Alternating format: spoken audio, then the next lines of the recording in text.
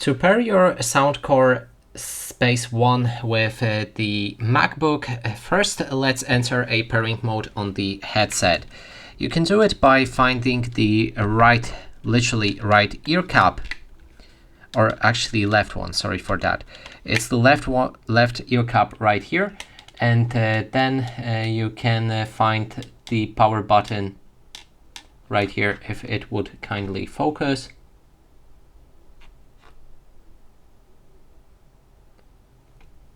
Okay, click and hold this button until the LED lamp starts flashing with blue light. If it doesn't, click again.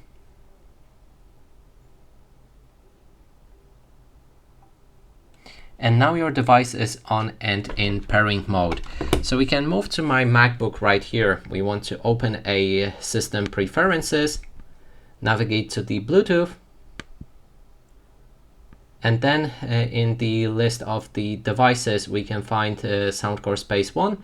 Click on Connect. And now it's connected with your MacBook.